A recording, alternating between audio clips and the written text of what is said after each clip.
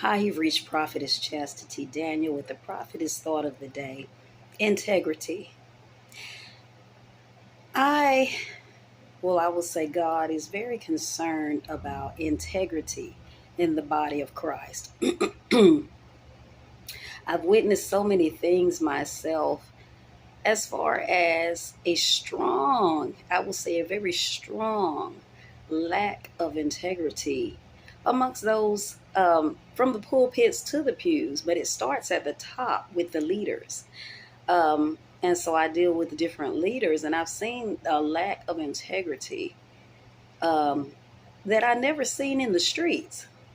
And when I say in the streets, I mean amongst when I wasn't saved, when I was out here, as we say, in the world, partying and hanging out, and amongst people who have no intention of or are thinking about God at all, of being saved. And that's a problem. It's a strong problem for God. It's a problem for me. Um, I'm trusting God in this season to connect me to integral people, people of integrity. It's very easy to connect to other leaders, ministers, prophets, everybody. I'm an apostle. I'm a super master prophetess. I'm a evangelist. And some of these people have large ministries, but the integrity, it is integrity that wins souls. And I know the worldly definition, it's a set of strong moral principles and standards. But God gave me the biblical definition of integrity, is to walk in the fear of God. A person of integrity is a person who can be trusted with God's assignments and his people. A person who is extremely honest and honorable. You know, as I always say, something as simple as doing what you say you're going to do. You know, sons and daughters of God, we don't make promises and just not keep them. And I have seen this so much. And with me, I'm seasoned in this. I'm not going to say I've been in it 30 and 40 years, but I've been in it long enough in ministry, long enough to where things just, I'm like a duck. It's just water off a duck's back when these things happen. I'm almost, I hate to say it, but I expect it sometimes. I'm actually surprised when people who are of God, and I'm speaking of even leaders, especially leaders, do what they say they're going to actually do. Um, Integrity is standing for something. If you don't stand for something, you'll fall for anything. Integrity, part of integrity is not going along with any behavior. Um, Excuse me, I had to handle something, but I'm going to finish this word because it is very much on the heart of God. Because without integrity, you cannot win souls. Many people have left the church. Many people have left the church due to a lack of integrity, due to church hurts. And it's generally from leaders, sometimes from other parishioners. Um, Integrity, morals, standards.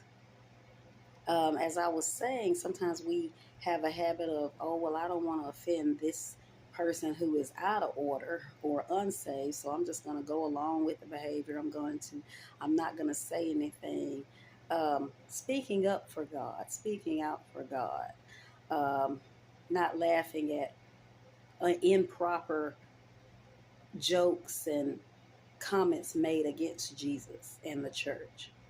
Because I talk about the church, but I'm not going to necessarily allow another person to talk about the church because there are, as God says, there is a remnant. There are leaders of integrity. There are men and women of God, sons and daughters of God of integrity, who are pressing in, who want to do it God's way, who keep their word, who keep their promises, who don't go along to get along,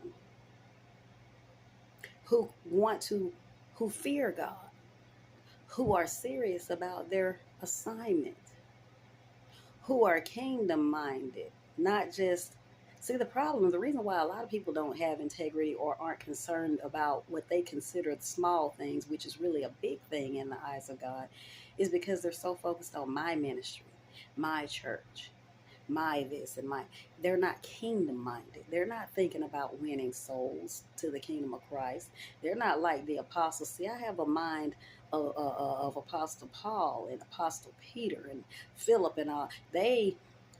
Thousands of people were won to Christ daily, thousands of souls. I'm not thinking about rinky dink building over here in this church over here, and let me get a bigger building, and let me get more of the same people that I've been that I've been preaching to Sunday after Sunday after Sunday, who most of them still haven't changed because I haven't cast out any demons. I just been petting these demons. No, I want souls. And I want people, I want what Jesus wants, discipleship, discipling people to go out into all the world and win more souls and do what God has called them to do. Their individual assignments and their gifts of healing and prophecy and whatever they do. But at the end of the day, we have to have love, love, love. When you love people, God says you're going to be a person of integrity. When you're concerned about people, when you truly love people, not that fake stuff. I just love you with the love of the Lord. Oh, I just love. No, real agape love. When you're concerned about the things of God, concerned about the people of God, black, white, Greek, Italian, tall, short, men, women, poor, rich. When you're concerned, you're going to walk in integrity. If I can't do something, I'm going to call you. I'm going to contact you. I'm going to show up and say, I can't do this. I'm not going to just blatantly lie to you. I feel a part two coming. Integrity. These are the first principles. I'm speaking mainly because God is showing me to leaders and to people who claim they're this and they're that, or seasoned Christians, people who've been in the church for umpteen years. Because these are baby, you should know this. This is baby stuff. This is high chair and milk bottle, Pampers, integrity.